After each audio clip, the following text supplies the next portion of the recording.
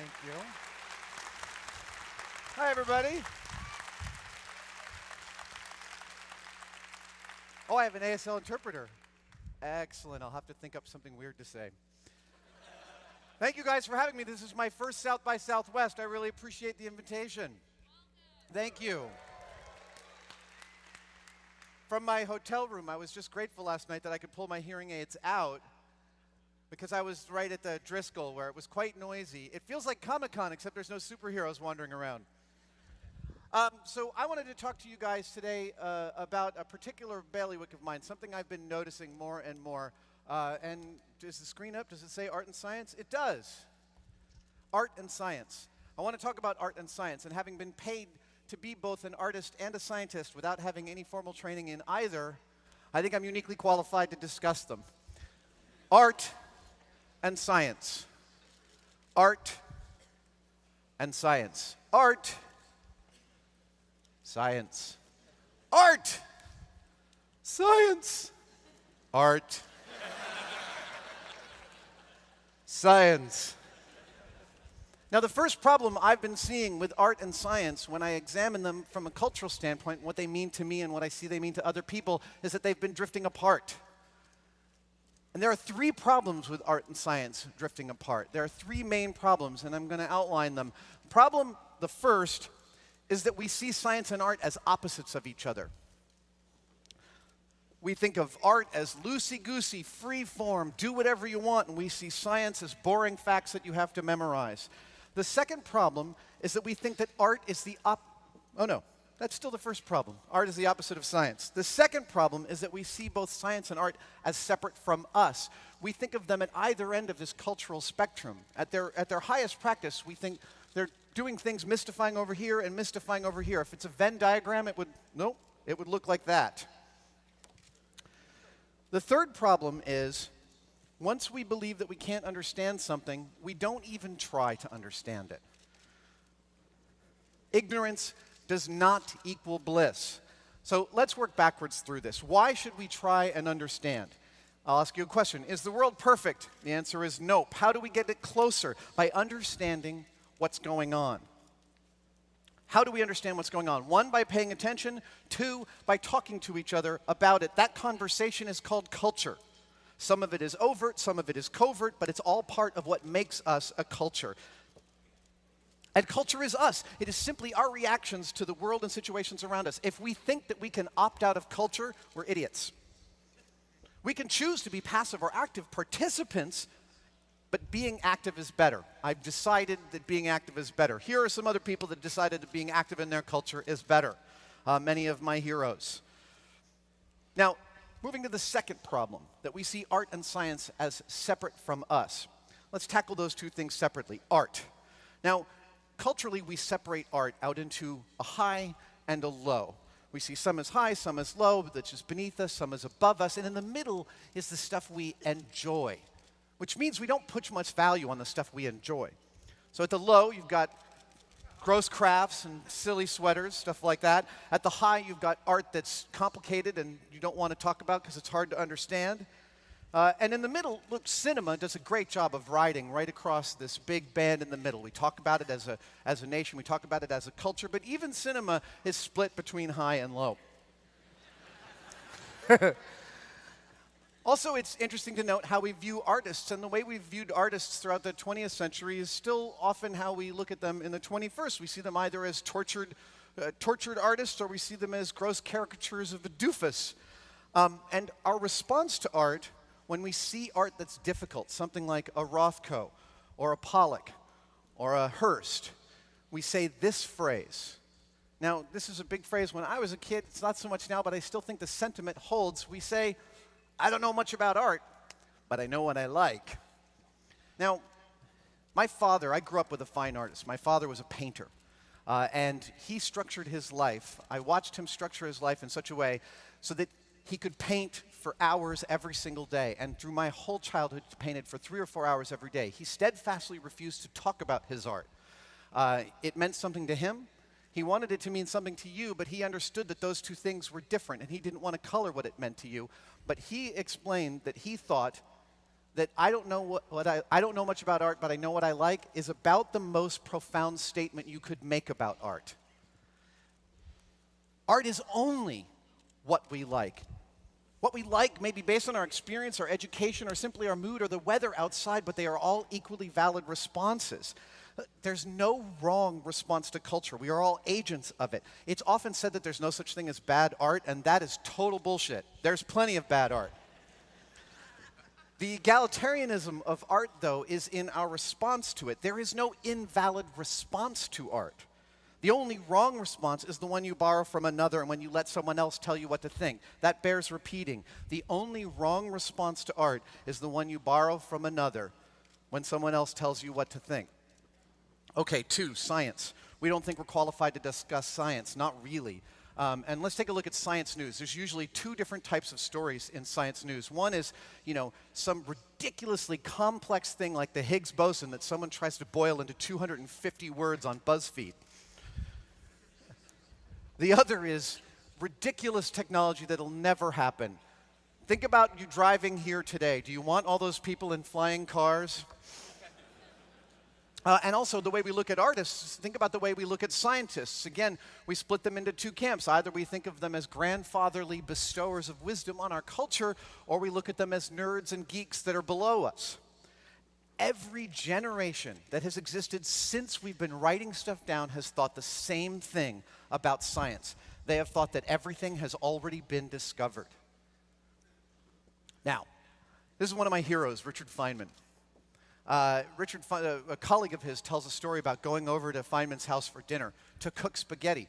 And as they were breaking the spaghetti to put into the boiling water, the colleague noticed that when you break spaghetti strand, it doesn't just break in the middle, that actually a third piece flies out of the middle. And from a material science standpoint, this is actually kind of unique.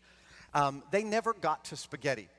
They actually ended up breaking every strand of piece of pasta that was in Feynman's house to try and investigate the original cause of what was going on with the material, what was causing it to behave in that way.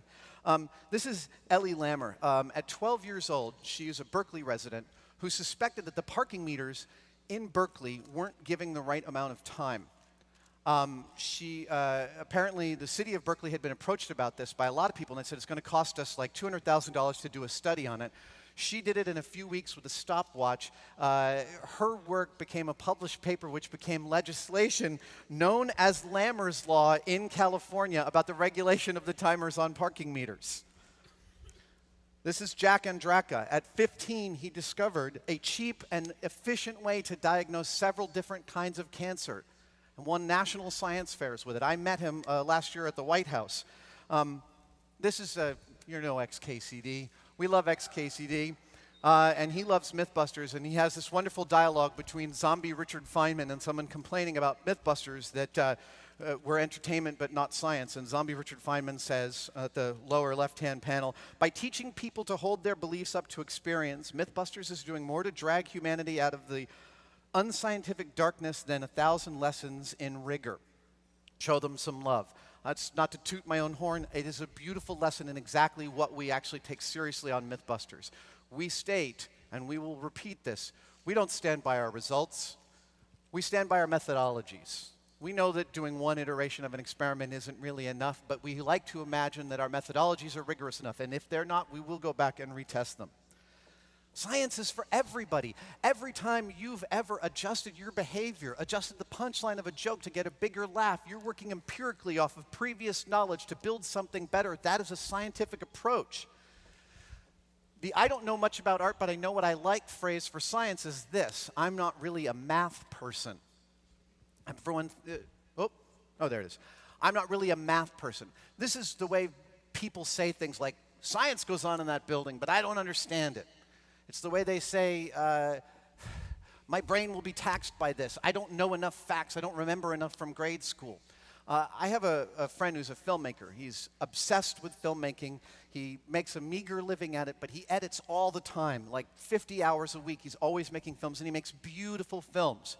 And he says, I'm great at math. I'm just not very good with numbers. And this is a deep understanding about math, because of course he's great at math. An editor has to really understand the algorithms of a story arc, of a beat, of a scene, of an actor's performance, and be able to cut back and forth between those pieces to generate an interesting narrative. That is absolutely a mathematical algorithm, and he deeply is inculcated with it. But when you ask him to balance his checkbook, he's hopeless. And yet he understands that he is a math person. Science is not beyond us to understand. Do you want proof? I bring sports. Now, I live in a world where we have far more sports teams in high schools than we have science fairs, and I'm hoping by the time I'm done, the situation is reversed. But every week, thank you. But every week, every day, we engage in this national dialogue about every sport that we're interested in. And every sport, I have a great respect for sports, even though I don't pay attention to them. These are athletes and geeks and nerds at the pinnacle of their physical ability, utilizing their brains and their bodies to do incredible things. There's tremendous amounts of complex physics and math going on in this, and we have a dialogue about this every single day in this country. There is plenty of active scientific discussion going on in the service of sports. Richard Feynman says, science is the belief in the ignorance of experts. And when it comes to sports, we have no problem in dispensing with all of the experts on television and say, I don't think he's full of crap. I believe that this guy is good. This team is going to be the better team. I believe this is the better driver. I believe this is the better golfer, and here's why. It would be great if we could have that same dialogue about both art and science. Now, the last problem, the idea is science and art are opposites. And this is perhaps the greatest misnomer. And it is so culturally imbued in us to think of science as the death of art. Somehow that the scientific method is the opposite of open-ended creativity. This is an article from just last week. They took an fMRI machine, functional MRI machine, and put a mathematician in it, and they showed him beautiful equations like Euler's identity. And they noticed that the parts of his brain that it lit up were exactly the same parts that were lit up in an artist's brain when he saw a beautiful piece of art. Let's take a look at the scientific method, the supposed opposite of creativity. The first step of the scientific method is come up with a question. Second, form a hypothesis. The third, design an experiment to test that hypothesis. Okay, coming up with a question. How do we come up with a question? Well, in the early days of Mythbusters, we were testing a story. Do you get wetter running or walking in the rain? This is a terrific question. It's a terrific question because everybody understands what it means. You instantly get that. Oh, right, yeah, running or walking in the rain. Cool, totally. But actually, when you start to think about it, it gets more complicated. Because if you run for, let's say, n period of time, let's say 30 minutes, it doesn't matter whether you're running or walking, your clothes won't be able to hold any more water, and you will reach total saturation. So clearly, both graphs end up at the same point at some point. So then we're talking about some arbitrary point before that we're going to test for, and what should that be? Should that be running from one building to the next? Should it be running one city block, running from your car into a building? All of a sudden, the question gets more complicated. And when we were actually writing this story out, there was a lot of argument among our crew, as there is every time we're planning a story, about what we think are the important elements. This discussion is something we believe fervently, each of us taking our stance. I mean, Jamie and I are arguing constantly, and it is an important part of the ethical rigor that Mythbusters has, is that we're always arguing back and forth to figure out what the right answer is. And when we come to the right answer, it's actually really obvious. Okay, the second part of the scientific method, form a hypothesis. So why would this be? Well, it could be because you're giving less time for the rain to land on your head and giving more time for your chest. Well, that's a testable hypothesis. Robert Pirsig points out in Zen and the Art of Motorcycle Maintenance that actually the forming of a hypothesis is a self-generating act. That is, the moment you form a hypothesis, you can form another hypothesis, and another one after that, and another one after that. That the more you come up with, the more you can come up with. That is absolutely the definition of a creative act. Now, third, design an experiment to test that hypothesis. This is one of my favorite things to do on the show, is to boil away, take away all the possible variables so I can see one thing really, really clearly. It's genuinely beautiful when you can do it, and you learn so much when you fail at it, which we do all the time. Now, all three of these processes is a deeply creative exercise. Every piece of the scientific method requires creativity and ingenuity and imagination to fulfill it. Okay, now I want to put this back together. Around the turn of the last century, science had come to a tremendous crescendo. Our technology with trains had reached such a point, we had saturated so much of Europe and India. The trains were moving so fast and so precisely, they actually precipitated the need for world time, for a time clock that we could count on all over the world. Until this, Paris was like 2 hours and 18 minutes behind London, and no one knew why. But because the trains were moving so fast, we needed to know. Manifest Destiny, 1909, not our finest moment as a country, but 1909, we declared the United States fully explored. Around the same time, a young patent attorney came up with one of the most important scientific equations in human history. The Wright brothers also invented the airplane. This is all within about a 12-year period. And art responded to this smaller world with more facets. Picasso painted the Demoiselle d'Avignon, the first Cubist painting. He's attempting to break up our view into multiple pieces at once. He's attempting to look at several facets of something at once. This is a direct response to the culture of science that was happening all over the world. Marcel Duchamp responded, also giving his own finger to classic art by calling it nude descending a staircase. Boccioni, unique forms of figures moving through space. Art and science are how we converse about who we are and what we're doing. Since the first caveman picked up a stick, sharpened it, and learned that by putting a point on it, when he jammed that pointed stick with an arrowhead on it, it would tear up the insides of an animal and kill it faster, and thus he could eat bigger game, he was utilizing science. When he came back and told his compadres about it, that he could catch bigger things, how did he tell them? By painting it on the wall with art. Art and science have always been the twin engines pushing us forward as a species.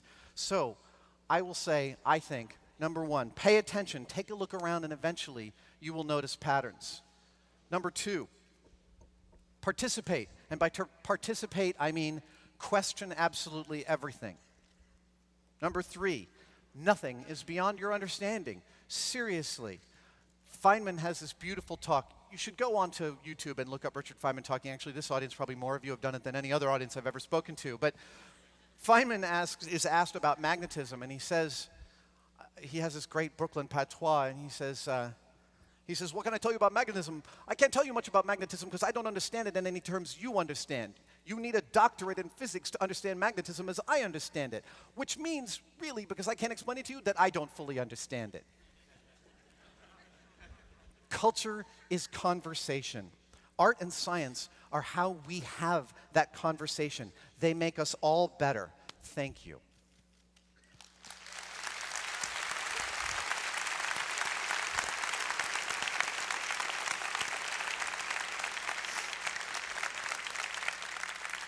Now, this hashtag #AskAdam is the hashtag for questions. I'm about to do some Q&A up here on stage with my colleague from Tested.com, Norman Chan. Please give him a hand. Oh, sir. All right, so as Adam said, we're taking questions over Twitter, so use the hashtag #AskAdam. None of those RFID questions. And we have someone in the back filtering the questions. Okay, good. So we'll be reading out here. Great talk, Adam. I wanted to start off. You started off talking about perception and misconceptions of artists and scientists in mainstream media, in popular culture. Are there misconceptions and perceptions that work the other way around? Do scientists and artists have misconceptions of what the public understands and how they think about scientists? That's a really good question. I think that artists, because they really understand that they are conversing with the culture, are more versed in a language of their culture, perhaps more than your average scientist is. But, I mean, most of the more brilliant people that I know, people like Danny Hillis from Applied Minds, they really do understand that. They do. But actually, I think they might be more conversant in that. But actually, I haven't thought of it until this very second. You talked about when you're, for example, planning a Mythbusters show, about it being a story. Yeah. And I don't know if a lot of people know that that's how you plan out these episodes. You think of them as narratives. Yes. in planning out a story, does that ever get in the way of the experiments? And how do those things butt heads with each other? That's a good question. Yes, according to Jamie Heineman. Yeah, I mean, we are storytellers. We tell a story on television, and the narrative needs all of the rules of an Aristotelian narrative. It needs a beginning, a middle, and end, a hook, a hold, and a payoff. I don't think that the story gets in the way of the experiment, because I think I've learned over the years that the scientific method grids beautifully onto the narrative arc. And that is, every scene follows from its predecessor towards its successor and leads inexorably to it. And when we plot out an episode on Mythbusters, I mean, we do plot them out at the beginning, but we never end up shooting what we've plotted. Things happen that we don't expect on almost every kind of experiment, and then we will alter the narrative to fit that. We will change the story and go to a different location. And that becomes part of the story. Absolutely, yeah, yeah. In terms of telling the story, what can scientists do to be better storytellers? Ah, that's really good. You know, I think that the science in our country could talk more about failure. I know that NASA, any NASA scientist will tell you any scientist will tell you failure is the most important part of science. It's where you really learn stuff. But we're also in a culture that's quite hostile to science, and science gets really politicized. And thus, to talk about failure is all of a sudden to court a news story that isn't about the issue, but somehow about how, oh, you're idiots and you guys should be getting it right all the time. So I think that there is absolutely a cultural steering away from talking about failure as a key to science. And that also means that it steers kids away from science because they think it's guys in white lab coats. They think it's like math. They think it's a mountain of facts that needs to be memorized. And any mathematician will tell you, math is this big undiscovered country full of buildings that they have no idea what the inside looks like, and it's a really mystifying and awesome place. All right, so we have our first question from the audience. It's from Claire. She asks, how do we get people, especially girls who identify themselves as creative, to stop being afraid of math? Wow, what a great question. Gosh, I have no idea. I mean, one is because I have sons, so I don't have any expertise in getting girls interested in stuff, especially no expertise in getting girls interested in stuff.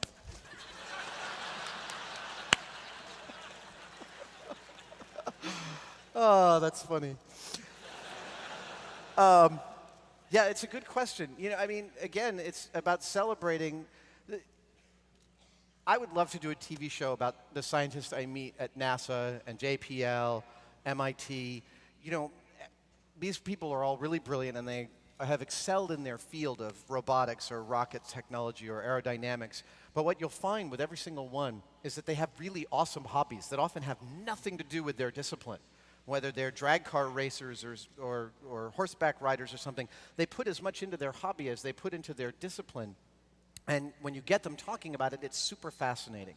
And again, that's the kind of dialogue, I think, that lets people know that being an architect isn't just having to memorize tons of figures. It is something that it is a creative discipline. And maybe that's where the fear comes from. Yeah. There's a perception that it takes all of your time, it's all consuming. Absolutely. But actually these things feed into one another. Yeah.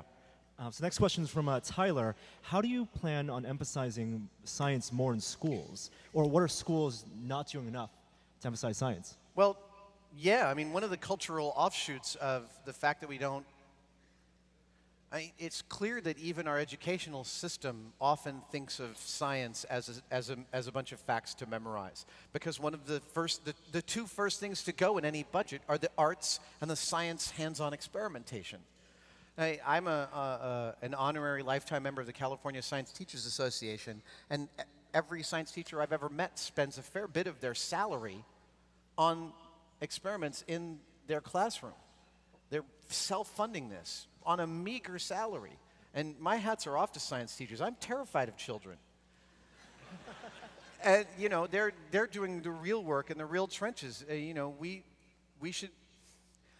for like $1.50, you can take a blowtorch and you can turn a hacksaw blade from something you can break with your hands into a watch spring.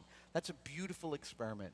We do more of that, more hands-on. You can read all you want about material science, but until you get your hands dirty, until you get your hands on something, you don't fully understand it. And I think that that hands-on experience, the auto shops and the regular shops of our youth, which are rapidly disappearing, needs to come back. The next question is about the STEM program. If art and science are the twin engines, like you say, why the STEM education emphasis?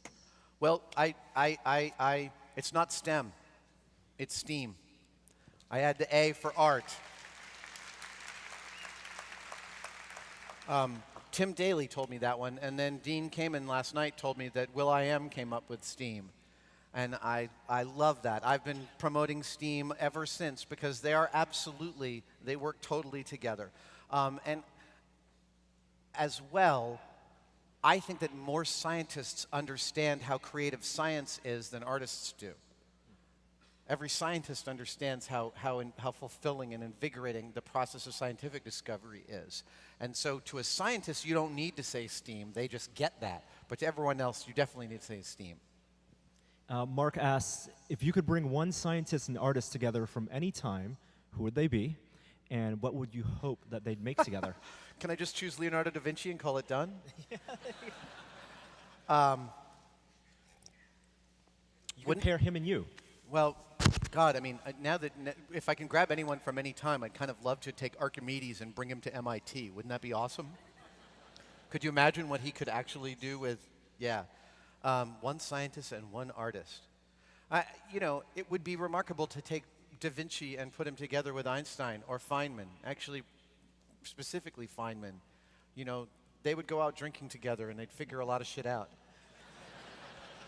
And they'd pick up some chicks. I have a question. As a communicator, you have a lot of avenues to talk to the public. Show, you've done TED Talks, TED Ed Talks, and there are a lot of different mediums. What new medium interests you? Well, we've been using Tested.com as an incubator over the last couple of years to try all sorts of different things and see what people are interested in. And it's interesting what it's called out. I mean, one of the things we've done that got the most hits was just deep exploration of the most obsessive esoterica in my shop. And I appreciate that's something that resonates. I also really like interviewing really creative people. The show I've been doing on Tested, the Talking Room, the only conversation I'm having is one with really creative people about how you manage a giant creative project. David Chang, how you manage restaurants on 3 continents. Vince Gilligan, how do you maintain story fidelity across 5 and 6 seasons of the best show ever made? Across all different disciplines. Across all different disciplines, absolutely. Guillermo del Toro told me, I said, how do you make a movie with like 40 designers and all these people building stuff? He says, you have to give everyone a very totally free rein within a tiny bandwidth.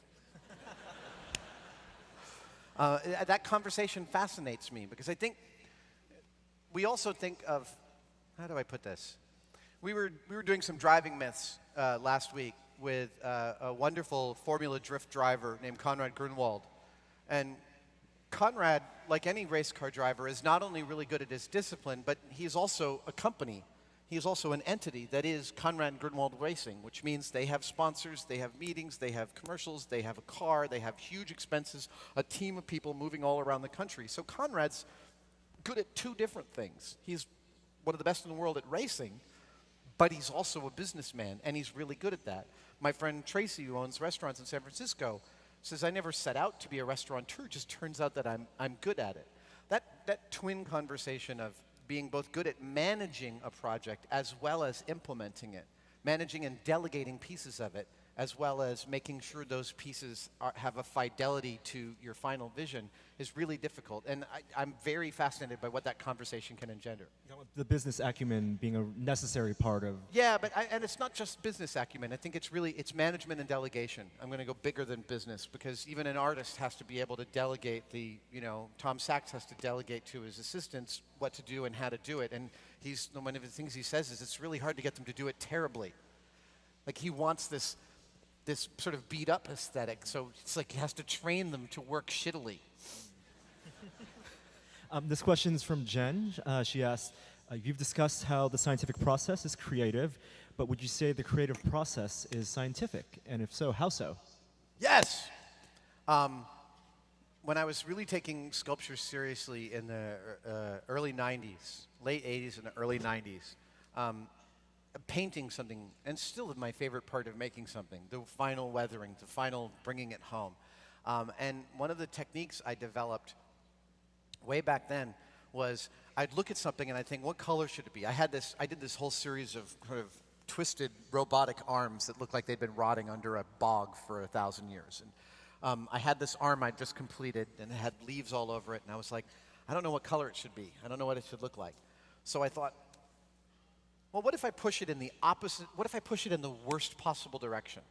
Like, what if I do the absolute polar opposite of what I think should happen? So I painted this really complex shape with a candy stripe all the way, swirling all the way around it. And it looked terrible.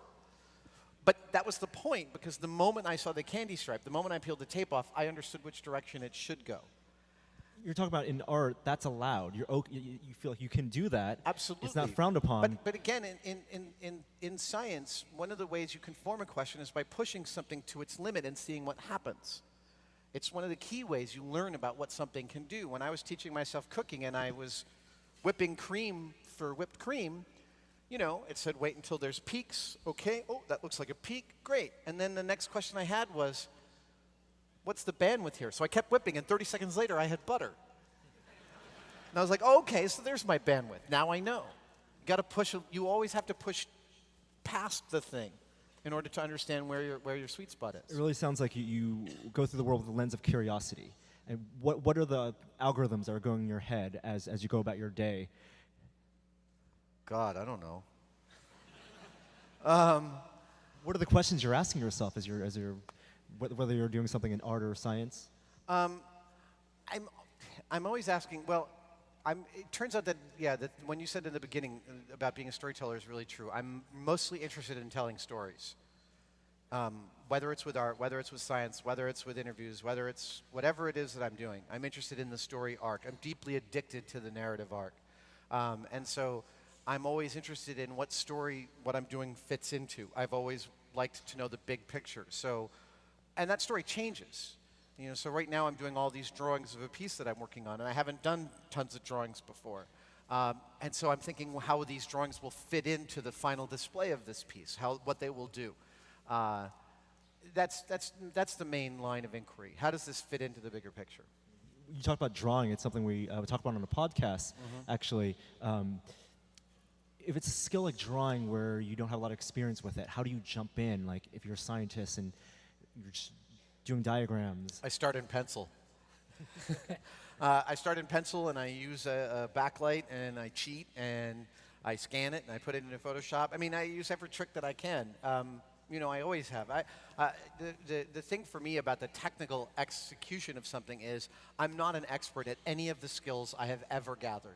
I'm a serial dilettante, but I know enough of them to achieve a final product that I find satisfying. Do you ever encounter what Ira Glass calls the gap between what you know is good and what you're capable of? Well, yes. I also know that like 75% of the way into any project that I'm working on, and this happens every single time, every day, every week, 75% in, I will think, this is total crap and I don't know what I'm doing. Every single time. And this happened last week. And I have to know that I just have to push past that point. I have to keep doing the thing I'm doing. Don't stop. Even though I want to stop, because I'm pretty sure. I mean, when I was working at Industrial Light and Magic, I always thought I was going to get a tap on my shoulder and they'd be like, clearly you don't know what you're doing, please go home. Do you feel like there's that imposter syndrome, that you feel like you're a fraud? We all have imposter syndrome. Yeah. How do you get past that? Just keep on working. I mean, we all have it. Every creative person at the top of their field will admit to it. And frankly, getting notoriety for what you do only accentuates your feeling of being a fraud. Because you know how stupid you are. You know how lazy you are. How like vain and how much you can give in to. I mean, your momentum is a powerful force, and you know all of that. And so you know, I've been thinking about, there was an amazing Metafilter thread this week on Auden, the poet Auden. And they talked about how he had done a bunch of public speaking early in his life that was specifically for the war effort to get people excited in Britain about fighting for the war. And it put a distaste in his mouth for the rest of his life about jingoism and about, fomenting enthusiasm of crowds and how that, perpetrated your own vainglory. And, he's totally right that the better conversation is between you and one other person, not you and a crowd, So I'm always trying to, I try. I don't succeed all the time, but I'm always trying to think about who I'm talking to instead of the who I'm talking to. All right. Our next question from the audience is, do you think that the immediacy of modern communications has eroded our tolerance for the scientific method as a society? No, I don't. I mean, I see, yes, that has happened in some places, but there was an article just last week about how, again, this is one article I read on the internet, so who knows if it's true, but the writer was specifically saying that the newsroom at BuzzFeed is taking really seriously that they should get their stories right the first time, instead of just publishing whatever they heard. That's fantastic. That's fantastic. That's new media understanding the oldest lesson from old media by trial and error. And so I think that what could be better, you can't tell a kid not to touch the stove. They have to touch the stove. I think I do see that happening from time to time, but I also see the opposite happening, that more information gets out to more people, and so more people are versed in the important parts of the debate. In terms of new media and old media, do you think it's okay for new media to go through that process and jump in, or should they go through... I think it has to, because old media doesn't know what the hell it's doing either. Old media turned down Napster. That's like the stupidest decision of the last 20 years. Everybody's trying to figure out what's going to happen, and yeah, I think new media has to trial and error all the way through it to figure out what the next steps are. Is it more likely that new media will become old media than old media will become new media? I'm not sure of that. I think the powerful inertia of the trust that the New York Times brand has is vastly valuable, and probably a lot more valuable than any piece of new media. But again, this is like everyone's still running around with their heads like chickens with their heads cut off, trying to figure out what the hell's going on.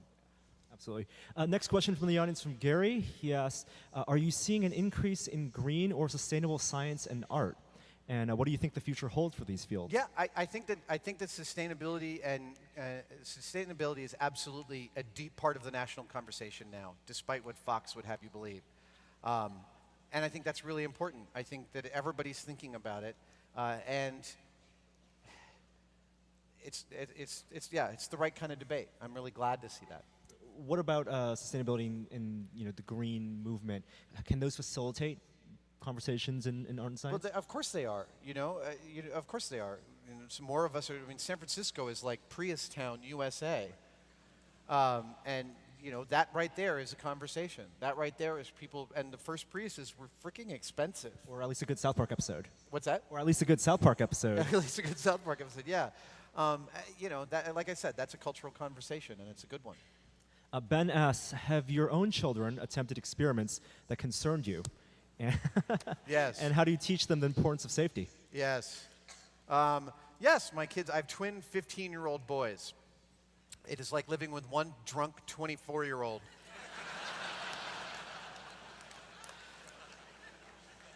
Drunk, horny 24-year-old with porn on everything that is around them. So yeah, they have attempted experiments. One of my kids got into parkour for a while, which is terrifying. For people who don't know parkour. The other broke his femur skateboarding a few years ago. They've come on set. They see what we do, but they're teenagers. They're gonna, again, they got to touch the stove. I can take skateboards away, but that doesn't mean they're not going to skateboard.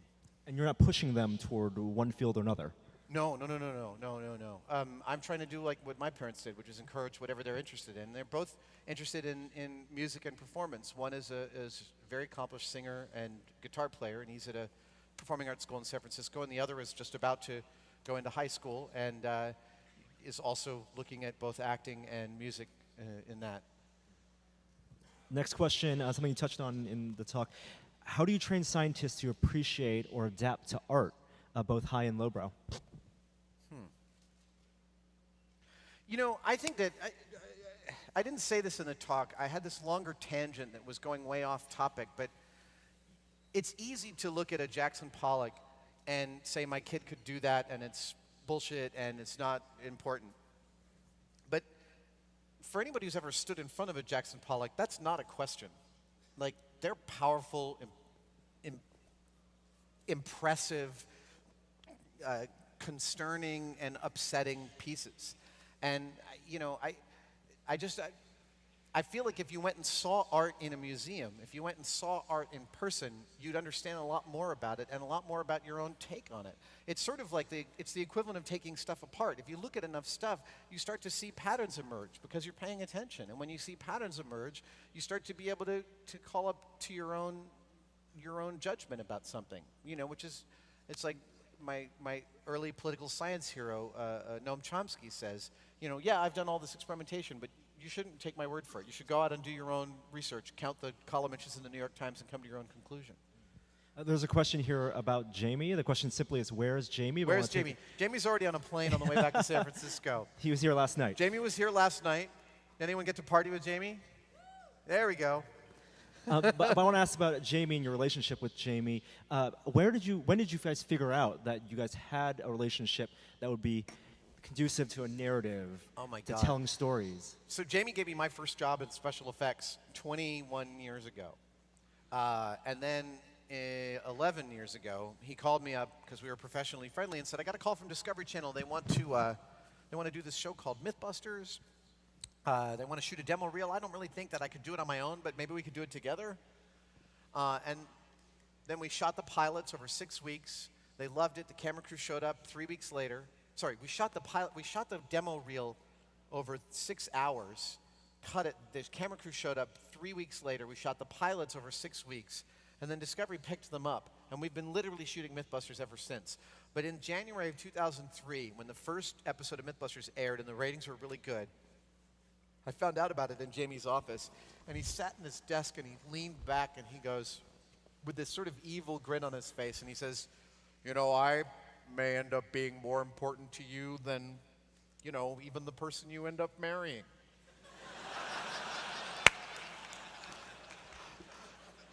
I thought he was wrong at that point. All right, Richard asks, what's the worst or funniest outcome you've seen as a result of being curious? Funniest outcome. We were testing a myth about a guy who gets so stinking drunk that he realizes he can't drive himself home. So he asks his friend to drive him home, except his friend is legally blind. He figures the ticket for driving legally blind can't be as bad as the DUI. So we tested, can you drive while you're blind? So I blindfolded myself while Jamie sat in the back seat and gave me directions. We were on a closed course. Then we did the reverse, and we were pretty good at it. Then we hired a blind guy to do the driving. First funny surprise, blind guy's a better driver than either of us. Because he has no preconceptions about driving. You tell him turn left, and he just does this until you tell him to stop, and then he stops. He's a perfect receiver of information. So then the next step was to get Jamie drunk. And this is funny. Whenever we get drunk, we get to choose our alcohol. So, you know, on the show, I've usually chosen like a nice 18-year-old single malt. Jamie likes Maker's Mark. So Jamie's like, he chooses Maker's Mark. We Greek out the label, because we have to do that on the show, because we have to pretend the world doesn't exist. We Greek out the label, but of course we don't Greek the distinctive neck, melted wax neck of the bottle. And the Maker's Mark people got really pissed off because Jamie had decided to get drunk while lying in a gutter.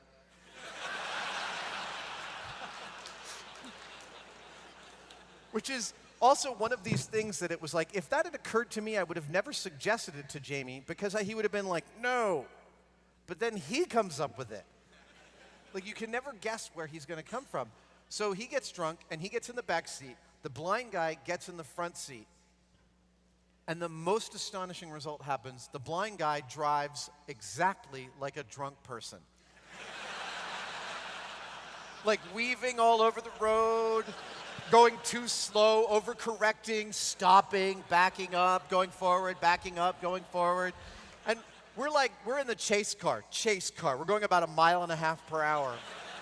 And we finished this 20-minute run that should have taken 4 minutes. And Jamie gets out and he's like, oh, I thought that went great. That was my favorite. Christopher here has a really interesting question. You sync art and science so well. What about science and religion?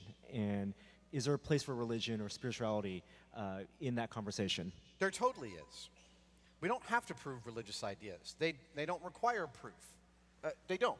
And frankly, if someone wants to believe in an initial domino ticker who ticks the first domino and sets everything else in motion, I have no quarrel with that because I can't prove or disprove it. And it doesn't change anything that I believe, and it doesn't alter any way that I want to behave in the world. That's fine with me. There are plenty of people that believe that on every different discipline.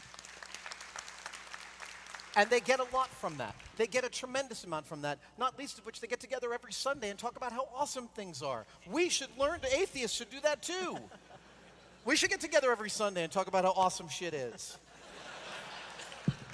But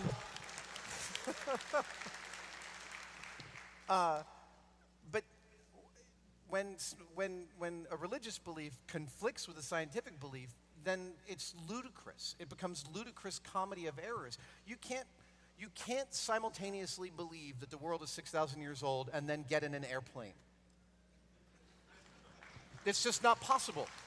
The same thing that allows us to inflate an aluminum bubble and send it at near supersonic speeds through the air, the same process of inquisition and inquiry and experimentation that led to the development of the most amazing thing of airplanes and aerodynamics is exactly the same line of inquiry that led us to understand the billions of years old the Earth and the universe are. And you can't just say, well, no, I disagree. That's not as Neil deGrasse Tyson says, the great thing about facts is that they're true whether or not you believe them.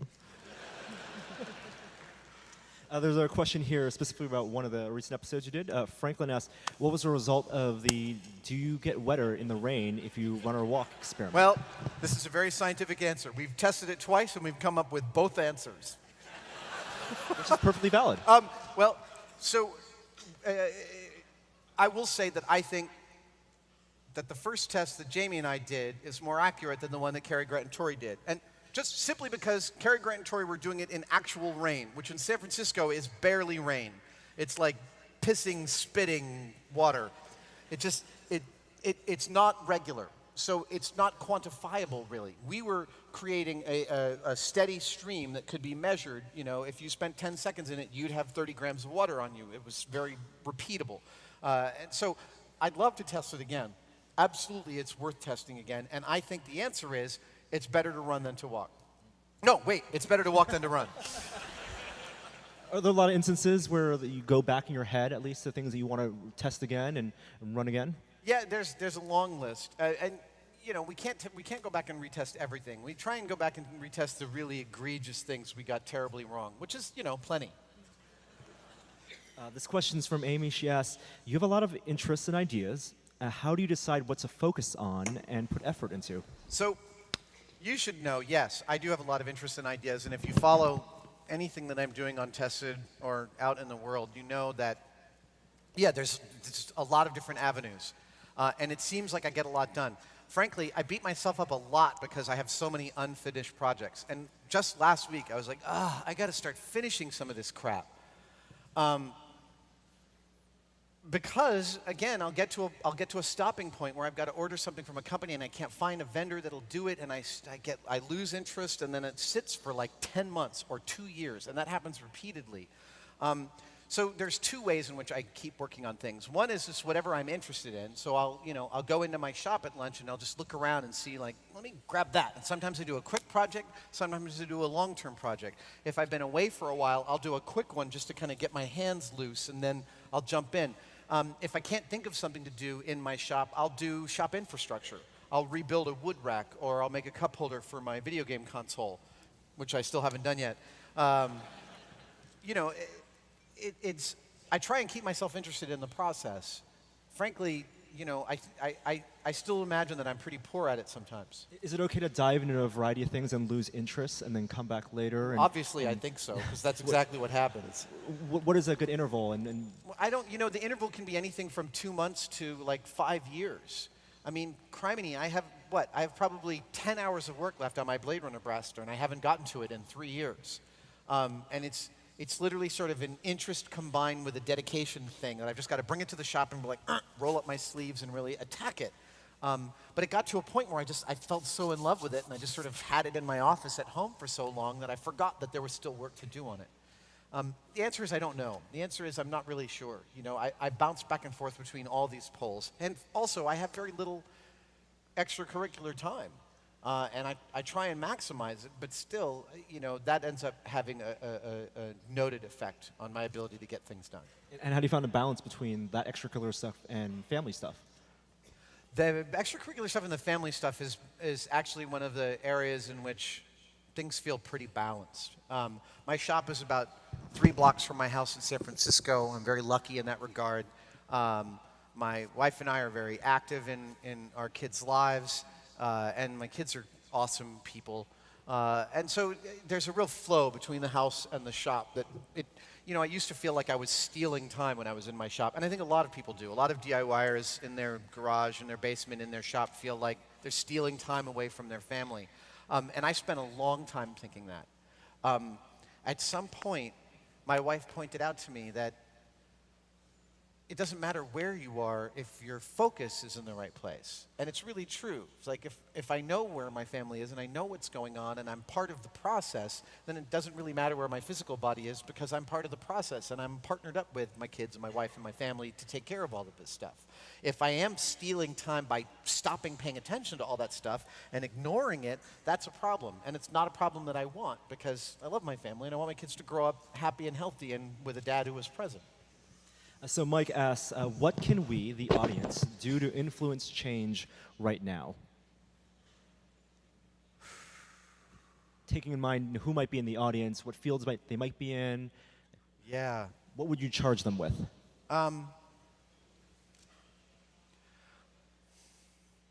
There's a lot of writing on science. In fact, I'm a big fan of Edward Snowden, who spoke earlier today here. And he's talking about science, social science, and he's talking about some very complex issues. And we're having a national debate about it for the last year, and it's a really vital and important debate for us to have, and it bears directly on our personal rights, it bears directly on copyright, it bears on art, on science, on everything. And we owe it to ourselves, I owe it to myself, to educate myself about what these things actually mean instead of just reading the headlines on Reddit and thinking that I know a story, which I'm totally guilty of. But in terms of activating real change right now, if there's something that's interesting to you, understand more about it. It's a singular pleasure not to just understand the headline, but to understand the background. My kids are always joking that they'll show up at the dinner table with a bunch of literally like boing boing headlines in their head, and they're like, did you hear about my kid told me that the guy who developed Flappy Bird killed himself. And I was like, no, he didn't. And frankly, that's not the issue, but they're now like, everything we know, Dad knows more about it. Which is great, because it's hard to be omnipotent with 15-year-olds. But it's okay to be wrong. It's totally okay to be wrong, as I am all the time. I think that's all the time we have. I think that's it. Thank you so much, Adam. Thank you so much, guys. I really appreciate it. Thank you.